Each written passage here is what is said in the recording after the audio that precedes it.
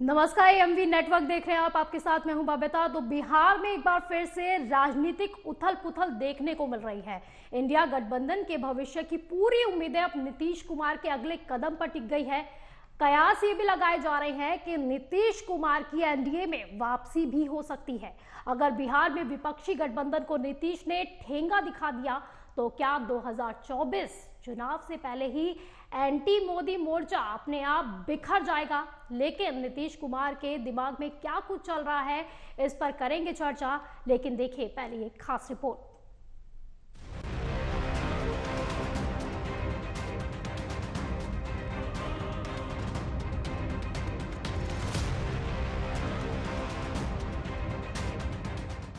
बिहार में एक बार फिर सियासी पारा बढ़ गया है। सत्ताधारी जनता दल यूनाइटेड को लेकर इस वक्त चर्चाओं और कयासबाजी का दौर तेज है। 2024 चुनाव के लिहाज से बिहार एनडीए और इंडिया गठबंधन के लिए महत्वपूर्ण है। मुख्यमंत्री नीतीश कुमार जिसके भी साथ जाएंगे, उसके लिए बिहार में जीत के दरवाजे खुल जाएंगे। वहीं इन चर्चाओं को हवा दे दी है केंद्रीय गृह मंत्री अमित शाह के एक बयान ने। हाल ही में अमित शाह ने जेडीयू और नीतीश कुमार की एनडीए में वापसी की संभावना पर टिप्पणी की। उनसे जब पूछा गया था कि क्या नीतीश कुमार के लिए एनडीए के दरवाजे अब भी खुले हैं, इसके जवाब में गृह मंत्री अमित शाह ने कहा कि प्रस्ताव आएगा तो विचार करेंगे, जिसके बाद से ही बिहार में हलचल बढ़ गई है। शाह के बयान के बाद बिहार की सियासी हलके में जेडीयू और आरजेडी के रिश्तों में कड़वाहट की चर्चाएं होने लगी हैं। इसी बीच बिहार बीजेपी नेता संजय सरावगी ने ये कहा कि अगर नीतीश कुमार उनकी पार्टी की सदस्यता ग्रहण करते हैं तभी उनका स्वागत होगा। वहीं आरजेडी के अध्यक्ष लालू प्रसाद यादव ने शुक्रवार को बिहार के मुख्यमंत्री नीतीश कुमार से उनके आवास पर मुलाकात की है। इस मौके पर लालू प्रसाद के बेटे और उप मुख्यमंत्री तेजस्वी यादव भी उनके साथ मौजूद रहे। बैठक के बाद अपने आवास लौटे तेजस्वी यादव ने कहा कि दरार की अफवाह जमीनी हकीकत से अलग है। लोकसभा चुनाव से पहले बिहार की सियासत में नई खिचड़ी पक रही है। इस खिचड़ी की स्वाद किसके जुबान को भाएगा और किसके मन खराब हो जाएंगे, इसका अंदाजा आने वाले वक्त में लग जाएगा। लेकिन बिहार में पिछले कई दिनों से चर्चाओं का बाजार गर्म है कि नीतीश कुमार टेंशन में हैं। उन्हें जदयू के टूटने का डर सता रहा है। हालांकि लालू और नीतीश खेमे के नेता बार बार ये दावा कर रहे हैं कि सब कुछ ठीक है। तो क्या कहा जा सकता है कि महागठबंधन में सब कुछ ऑल इज वेल है, या फिर नीतीश कुमार एक बार फिर से एनडीए का रुख कर सकते हैं? क्या होगा नीतीश का अगला कदम? इस पर न केवल बिहार की बल्कि पूरे देश की नजर टिकी हुई है, क्योंकि 2024 के नजरिए से ये फैसला काफी अहम माना जाएगा। Desk report, AMV network.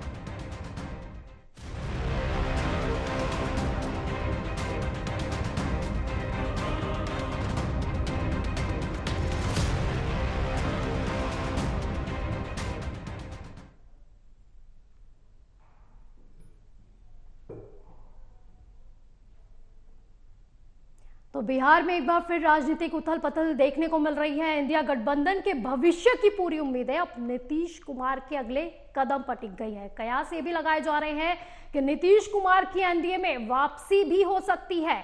और अगर बिहार में विपक्षी गठबंधन को नीतीश ने ठेंगा दिखा दिया तो क्या 2024 चुनाव से पहले ही एंटी मोदी मोर्चा अपने आप बिखर जाएगा? लेकिन नीतीश कुमार के दिमाग में क्या चल रहा है, इस पर जो है अभी पता नहीं चला। लेकिन कयासों का बाजार पूरी तरह से गर्मा गया है कि एनडीए में शामिल हो सकते हैं।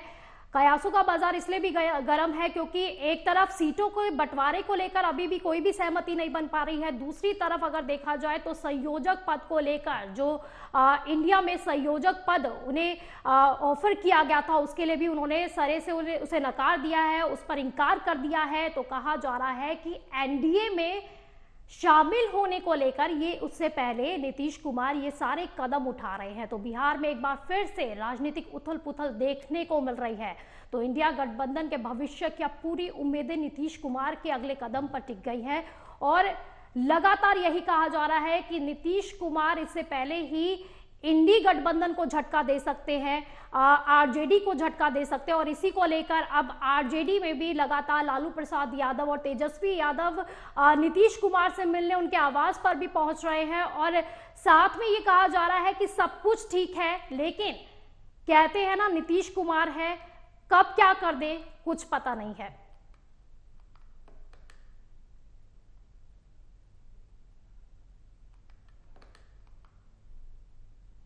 तो बिहार में फिर से राजनीतिक उथल पुथल देखने को मिल रही है। लोकसभा चुनाव नजदीक है और उसी बीच में कयासों के बाजार भी अब गर्मा गए हैं। कहा जा रहा है कि नीतीश कुमार आरजेडी का दामन एक बार फिर से जो है उसे सीधे से नकार सकते हैं। ये गठबंधन एक बार फिर से टूट सकता है, ऐसे कहा जा रहा है। और अब इसको लेकर इंडी गठबंधन भी कहीं ना कहीं अब डरा हुआ है, सहमा हुआ है, क्योंकि उन्हें नीतीश कुमार पर बिल्कुल भी भरोसा नहीं है।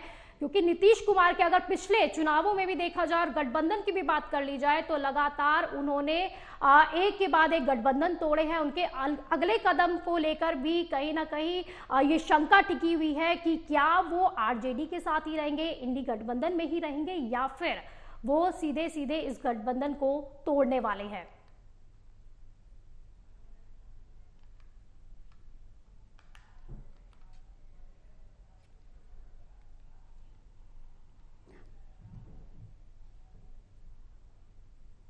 तो एक तरफ लोकसभा चुनाव तो दूसरी तरफ बिहार में ये एक तरह का तूफान देखने को मिल रहा है। तो वहीं अब नीतीश कुमार कहाँ जाएंगे, इसको लेकर भी अब यही कहा जा रहा है कि वो एनडीए में जा सकते हैं। इस गठबंधन को तोड़कर वो एनडीए का दामन थाम सकते हैं। तो इसी पर ज्यादा जानकारी के लिए हमारे साथ सीनियर जर्नलिस्ट प्रकाश त्रिवेदी जी हमारे साथ जुड़ गए हैं। प्रकाश जी, आपका बहुत बहुत स्वागत है। सबसे पहले जानना चाहूंगी, क्योंकि लगातार यही कयास लगाए जा रहे हैं। पहले तो ललन सिंह को लेकर ये कयास लगाए जा रहे थे कि इस्तीफा दे सकते हैं, फिर उसके बाद ये भी एक कयास लगाए जा रहे थे कि एनडीए में नीतीश कुमार इसके बाद जो है शामिल हो सकते हैं। आपका क्या कुछ कहना है? देखिए, आप पिछला चुनाव अगर देखेंगे लोकसभा का या उसके पिछले चुनाव लोकसभा का देखेंगे तो जो भारतीय जनता पार्टी के केंद्रीय नेतृत्व की रणनीति रही है, खास तौर से उत्तर प्रदेश और बिहार को लेके, कि उन्होंने जब तक जरूरत रही है नीतीश कुमार की, भारतीय जनता पार्टी को नीतीश कुमार का हाथ थाम के रखा है। लेकिन अब ऐसा लगता है कि बिहार में नीतीश कुमार के बगैर भी भारतीय जनता पार्टी का काम चल सकता है। वो इस मायने में कि जो उपेंद्र कुशवाहा से निकटता बढ़ रही है भारतीय जनता पार्टी की, और जीतन राम मांझी के साथ निकटता बढ़ रही है, और जो एक जो समुदाय है, कुशवाहा जाति है, कुशवाहा समुदाय है, वो यादवों के बाद सबसे ज्यादा है बिहार में। और छोटी छोटी जातियों की पार्टियां जो है और छोटी छोटी जातियों के जो नेता हैं, उन नेताओं को उत्तर प्रदेश का जो फार्मूला था अमित शाह जी का जीतने का, उस फार्मूले में बांध के रखकर वो नीतीश कुमार का मुकाबला करना चाहते हैं। लेकिन प्रकाश जी, कहीं ना कहीं आपने जिस तरह से बताया है कि उपेंद्र कुशवाहा के साथ भी उनकी काफी नजदीकियां बनती जा रही है बीजेपी की, और मांझी का भी नाम आपने लिया है, लेकिन दूसरी तरफ अगर देखा जाए काफी प्रभाव भी उनका कम होता नजर आ रहा है बिहार में। और दूसरा मेरा सवाल आपसे ये है कि क्या राम मंदिर का मुद्दा यहाँ पर भी चलेगा? क्योंकि दूसरी तरफ अगर ये भी देखा गया कि बिहार में जाति जो है, जाति कितना ज्यादा मायने रखती है। देखिए, बिहार जो है वो जो है सीता जी की जन्मभूमि है, और भारतीय जनता पार्टी वहां पर लव कुश का फार्मूला लाने वाली है। लव कुश का जो फार्मूला है वो एक तरह से जो कस्बा जाती है वो अपने आप को कुशवंशी मानती है, और जो दूसरी जातियां हैं उनको राम जी के साथ जोड़कर, और जो सीतामढ़ी और उसके आसपास का क्षेत्र है, जो मिथिला का क्षेत्र है, जो एक पूरा बिहार के क्षेत्र में सीता माता के प्रति जो आस्था है, उस आस्था को बनाने का काम जरूर भारतीय जनता पार्टी करेगी। इसलिए मुझे लगता है कि इस बार का जो चुनाव है वो भारतीय जनता पार्टी अपने छोटे छोटे सहयोगियों के साथ मिलकर नीतीश कुमार का मुकाबला करने वाली है। और अभी आपने देखा मध्य प्रदेश के जो नए नवेले मुख्यमंत्री हैं, जो यादव समाज से आते हैं, अभी उनका बहुत बड़ा स्वागत पटना में 18 तारीख को हुआ है, और उनको लगातार बिहार के चुनाव की कमान दी जाएगी, और बिहार के यादवों को भी लामबंद उनके आसपास करने की कोशिश की जाएगी। जी, लेकिन प्रकाश जी, ज्यादातर यही देखा गया है कि 2005 के बिहार के चुनाव के बाद अक्सर यही देखा गया है कि जब जब गठबंधन हुए हैं उन्हें ज्यादा फायदा मिला है। अगर अकेली पार्टी लड़ती है तब बीजेपी को ताकतवर कहा जा सकता है, लेकिन गठबंधन अगर दूसरी तरफ देखा जाए, चाहे वो बीजेपी का जेडीयू के साथ गठबंधन हो, चाहे वो आरजेडी का जेडीयू के साथ गठबंधन हो, कहीं ना कहीं गठबंधन ही जीता है। इस बार कितना प्रभाव देखने को मिलेगा? देखिए, क्या भारतीय जनता पार्टी की रणनीति ये है कि जो उपेंद्र कुशवाहा जी की पार्टी है, और उपेंद्र कुशवाहा जी की अगर हम राजनीति को देखें तो उनका ट्रैक रिकॉर्ड रहा है कि वो वोट को शिफ्ट कराने की ताकत रखने वाले नेता है, और जो जतिन राम मांझी है वो भी वोट को शिफ्ट कराने की ताकत रखते हैं। तो भारतीय जनता पार्टी की रणनीति ही है कि जिन सीटों पर उनको ऐसा लगता है कि उनकी पार्टी के उम्मीदवार कमजोर होने वाले हैं, उन सीटों के ऊपर रणनीतिक समझौता करके वो अपनी पार्टी उनको उस पार्टी को सीटें उनको आवंटित करेंगे, देंगे। जैसा अनुप्रिया पटेल के साथ उत्तर प्रदेश में किया गया समझौता है, राजेश चौहान के साथ किया गया समझौता है, वही फार्मूला बिहार में लागू करने जा रही है भारतीय जनता पार्टी। और भारतीय जनता पार्टी चाहती है कि उसका प्रदर्शन बहुत बेहतर हो, ज्यादा से ज्यादा सीटें जीते और गठबंधन के साथ जीते। लेकिन प्रकाश जी, इस बार जो है बीजेपी के लिए कितनी बड़ी चुनौती है बिहार? बिहार बीजेपी के लिए मैं समझता हूं सबसे बड़ी चुनौती है, क्योंकि बिहार की चुनौती को मैं हिंदी भाषी राज्यों में जो हिंदी पट्टी है, जो भारतीय जनता पार्टी का गढ़ है, जो वोट बैंक है, उसमें सबसे कठिन राज्य अगर भारतीय जनता पार्टी के लिए है तो बिहार ही है। क्योंकि अभी कर्नाटक में, तेलंगाना में और आंध्र प्रदेश में भी भारतीय जनता पार्टी के पक्ष में वातावरण बन रहा है, लेकिन बिहार की जो राजनीतिक पृष्ठभूमि है, बिहार का जो सामाजिक और जातीय समीकरण है, वो भारतीय जनता पार्टी की राजनीति से एकदम मेल नहीं खाता है। इसलिए ये एक रणनीति अपनाई जा रही है कि जो प्रभावी जातियां हैं, छोटी जातियां हैं, जिनका वोट बैंक शिफ्ट होता है, उन जातियों पर काम किया जाए, और उन जाति के जो प्रभावी नेता हैं, उन जाति के जो प्रभावी संगठन है, उनको अपने साथ लाके खड़ा किया जाए। और ये अमित शाह की जो डॉक्ट्रिन है, इसको आपने देखा होगा, उत्तर प्रदेश में बड़े सफलतापूर्वक उन्होंने इसको चलाया है, और दो बार सरकार वहां पे आई है, और इसी फार्मूले को बिहार में लागू करने की पूरी तैयारी की जा रही है। जी, साथ ही हमारे एक और मेहमान हमारे साथ जुड़ गए हैं बीजेपी से, अंकुर गुप्ता। अंकुर जी, आपका बहुत बहुत स्वागत है एएमवी नेटवर्क में। जी अंकुर जी, आपसे जानना चाहूंगी, क्योंकि दही चूड़े के बाद जो है कहते हैं कि बिहार में राजनीति हमेशा से ही करवट बदल लेती है, इस बार क्या लगता है? देखिए, इस बार बिहार में राजनीतिक करवट बदले ना बदले, नीतीश बाबू का तो कोई भरोसा नहीं है, वो कब कहां क्या रहेंगे। भारतीय जनता पार्टी ने नीतीश बाबू को साफ लफ्जों में कह रखा, हमारे भारतीय जनता पार्टी के प्रदेश अध्यक्ष माननीय सम्राट चौधरी जी हो, या हमारे राष्ट्रीय अध्यक्ष जगत प्रसाद नड्डा जी हो, या हमारे अमित शाह जी हो, उन्होंने साफ लफ्जों में कह रखा है कि नीतीश कुमार जी के लिए भारतीय जनता पार्टी के जो दरवाजे हैं वो पूर्ण रूप से बंद है। वो इस बात का सपना देखते हुए अगर भारतीय जनता पार्टी में ना आए कि वो मुख्यमंत्री दोबारा बन सकते हैं, क्योंकि भारतीय जनता पार्टी, बिहार की बात हो रही है तो बिहार में भारतीय जनता पार्टी पहले की तुलना में बहुत ज्यादा मजबूत हो चुकी है। 2014 की बात कर लीजिए, 2014 में जदयू के मात्र 3 एमपी थे, और आरजेडी के साथ उन्होंने गठबंधन करके चुनाव लड़ा था लोकसभा का, उनके 2 थे। रही 2019 की बात, तो 2019 में जदयू एनडीए के साथ थी, तब जाके उन्हें 16 एमपी बने उनके। नहीं, यानी आपको लगता है कि जेडीयू को बीजेपी की जरूरत है, लेकिन बीजेपी को किसी की जरूरत नहीं है, आप यही कहना चाहते हैं? नहीं, हमारे कहने का मतलब यही है कि भारतीय जनता पार्टी इस बार अपने दम पर चुनाव लड़े, क्योंकि यहाँ की जो जनता है, बिहार की जो जनता है, उन्होंने पूरा का पूरा विश्वास हमारे देश के श्री प्रधानमंत्री नरेंद्र मोदी जी को दे रखा है। तो हमें किसी दल की जरूरत नहीं है। हम जो काम किया हमारे देश के प्रधानमंत्री मोदी जी ने, उसके लिए हमारी छवि जो है भारतीय जनता पार्टी के, वो बिहार के हर एक सामान्य वर्ग के हो, गरीब परिवार के लोग हो, सब लोगों के बीच में उनकी अच्छी सब छवि बनी हुई है। तो इस बार हम पूर्ण बहुमत के साथ अपने, तो यानी आप खुद को बिहार में काफी मजबूत बता रहे हैं, तो इसके पीछे का एक कारण राम मंदिर भी तो नहीं है? तो राम मंदिर को मांग लीजिए, तो राम मंदिर के साथ साथ बहुत सारी योजनाएं हैं जो देश के सभी प्रधानमंत्री मोदी जी ने चला रखी है। वही बात अभी तो राम मंदिर का आप ले लीजिए, तो ये तो शुक्र मनाइए कि आज हमारे पूरे भारत के हिंदू को एकजुट करने का जो काम हमारे देश के सभी प्रधानमंत्री नरेंद्र मोदी जी ने किया है। 500 वर्षों से जो हमारे प्रभु श्री राम अयोध्या से वनवास में थे, उनको वापस लाने का जो काम यानी कहा जा सकता है कि बीजेपी के पास योजनाओं से ज्यादा जो मजबूत मुद्दा है वो राम मंदिर है कहीं ना कहीं। ठीक है, इसी पर हम चर्चा करेंगे। जेडीयू के नेता भी हमारे साथ जुड़ गए हैं, मनोज दास, मनु जी हमारे साथ जुड़ गए हैं फोन लाइन पर। मनोज दास जी, आपका बहुत बहुत स्वागत है एएमवी नेटवर्क पर। सर, जानना चाहूंगी पहले तो कि ऑल इज वेल ना, सब कुछ ठीक चल रहा है? पूरी तरह से राजनीति हमेशा ऑल इन वेल ही रहता है बच्चा जी। राजनीति में कभी नहीं कहा जा सकता है कि कौन वेल इन वेल है या कौन खराब है, कौन सही है। सारा कुछ समय पर ही निर्भर रहता है और राजनीति में समय सबसे बलवान होता है। यानी समय बलवान है और समय के हिसाब से तो यही कयास भी लगाए जा रहे हैं कि नीतीश जी जो है अब एनडीए में शामिल होने जा रहे हैं। अभी तो समय देखा जाए तो राम मंदिर का मुद्दा सबसे बड़ा मुद्दा बना हुआ है, समय बलवान है। देखिए, राम मंदिर का मुद्दा हर हिंदू के लिए है। वो अपने अपने धर्म के अनुसार भगवान राम को आराध्य देव मानकर कहते हैं। और राजनीति का जहाँ तक मुद्दा है, हम तब से बहुत कुछ सुन रहे थे कि वो अकेले चुनाव लड़ेंगे तो ये करेंगे तो वो करेंगे, वो उपेंद्र कुशवाहा जी ये कर लिए वो कर लिए। तो राजनीति में यही उपेंद्र कुशवाहा जी नरेंद्र मोदी जी को भी गाली दिए। इसीलिए राजनीति में ये सब चीज कहाँ से उठता है।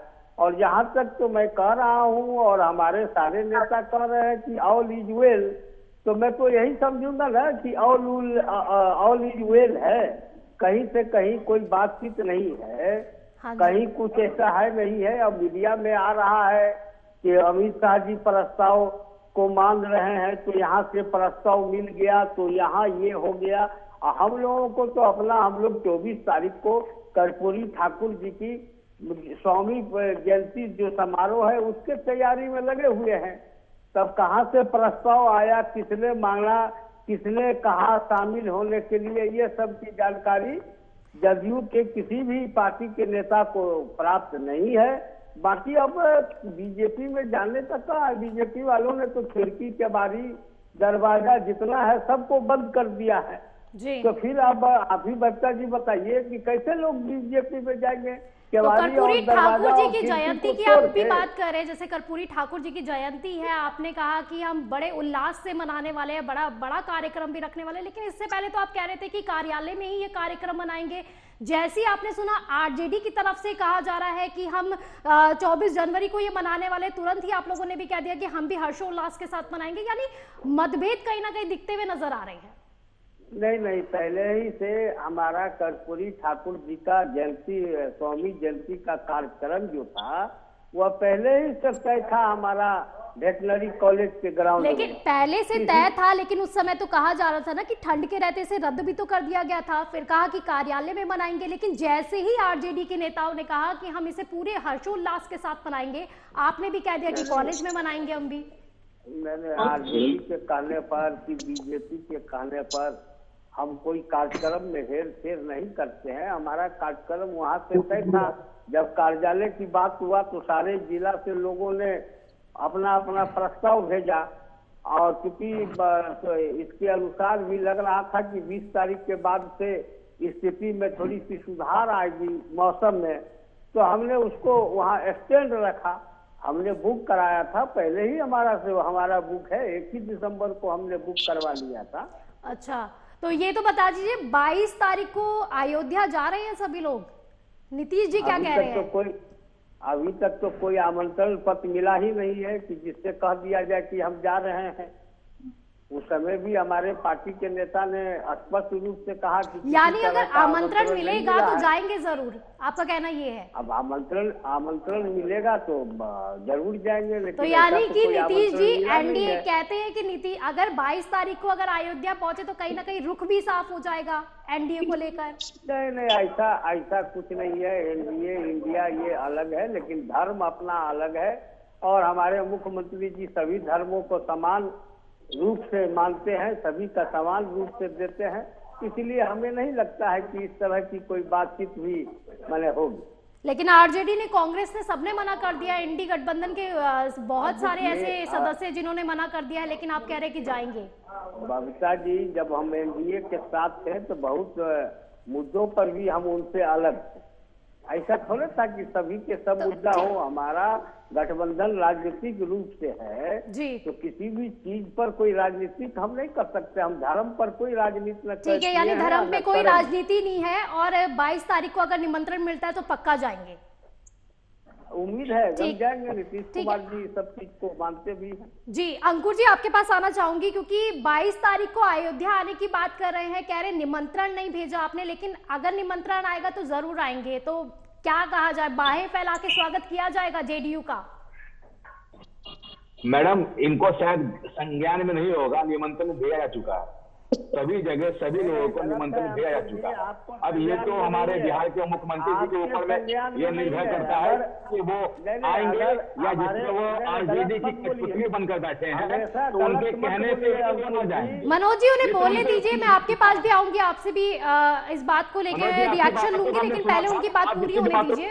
न करें जी अंकुर जी जी बोलिए। मैडम, मैं कह रहा हूँ कि निमंत्रण सबको भेजा गया है क्योंकि प्रभु राम सबके हैं। तो हमारे देश के यशस्वी प्रधानमंत्री जी के द्वारा सब जो लोगों को निमंत्रण भेजा गया है। अब ये देखना है कि बिहार के मुख्यमंत्री जी खुद ये फैसला लेते हैं या बिहार में जो कठपुतली बनकर वो इधर उधर नच रहे हैं।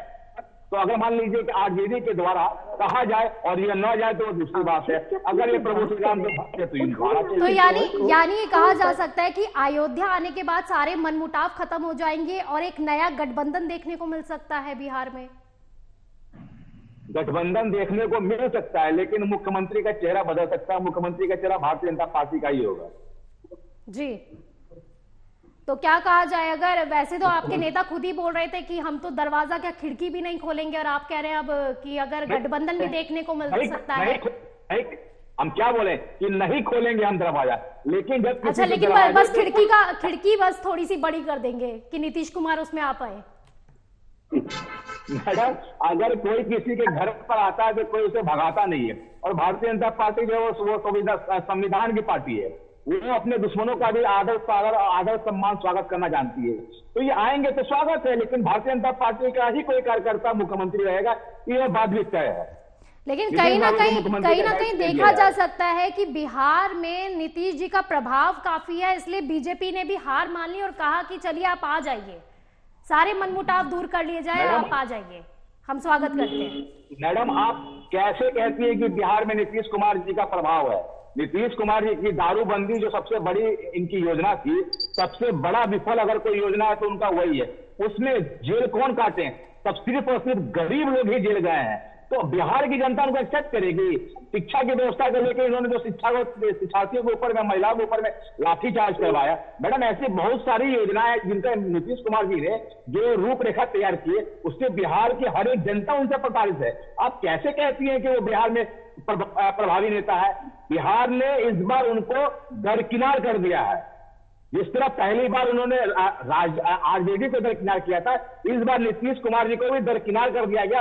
और इस बार पूरी बिहार की जनता का जो भरोसा है वो सिर्फ और सिर्फ नरेंद्र मोदी जी के ऊपर में, भारतीय जनता पार्टी के ऊपर भरोसा है। क्योंकि इस बार 5 साल बिहार की जनता भाजपा को देगी, क्योंकि उत्तर प्रदेश में भी पहले से ही शासन करते आ रहे थे लोग। जब भारतीय जनता पार्टी को 5 वर्ष का मौका मिला तो देख लीजिए दोबारा भी हमारी सरकार वहां बनी। तो इस बार बिहार की जनता ने भी इस बात पे फैसला कर लिया। लेकिन मनोज जी, अब तो आपके ही नेता, चाहे वो जीतन राम मांझी जी हो, चाहे वो उपेंद्र कुशवाहा जी हो, सभी लोग यही कह रहे हैं कि अगर आएंगे तो फिर स्वागत कर लेंगे, कोई हमें दिक्कत नहीं है।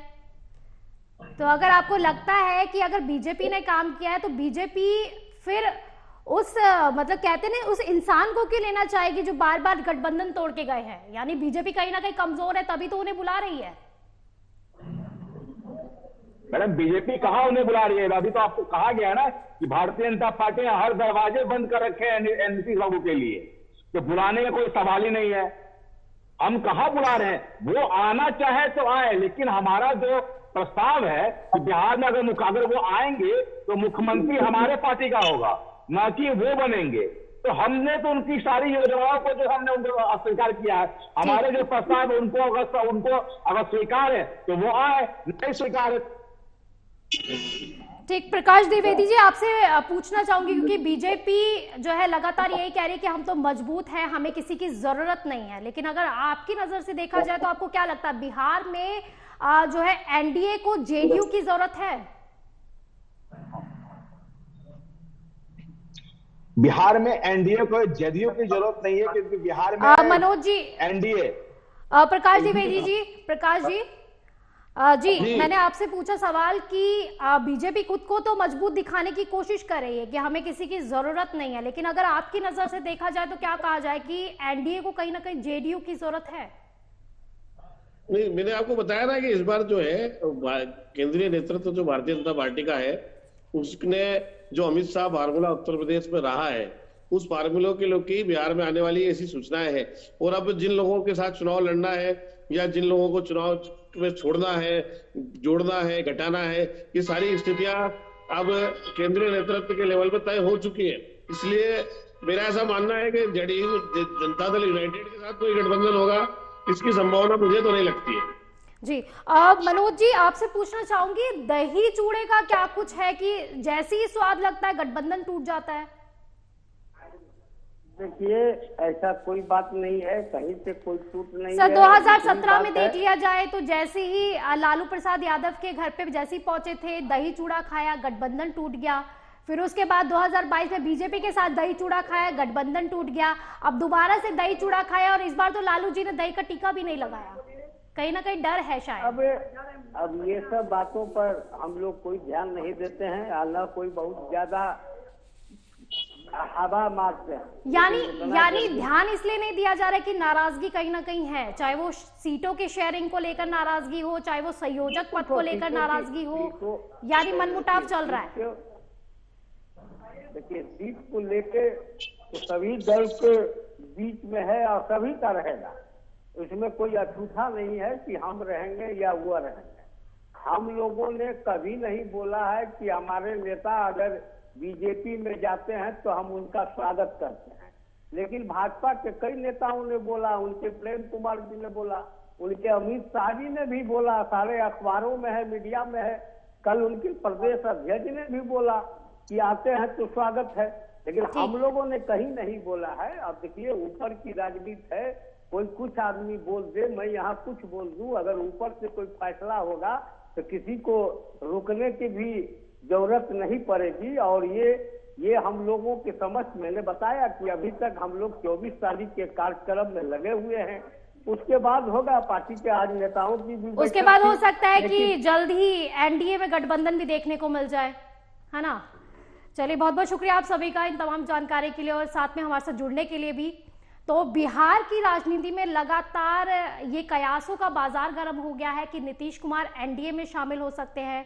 खिचड़ी पर खिचड़ी पक रही है, लेकिन स्वाद किसे चखने को मिलेगा ये तो आने वाला वक्त ही बताएगा। लेकिन आप देखते रहिए एएमवी नेटवर्क। नमस्कार।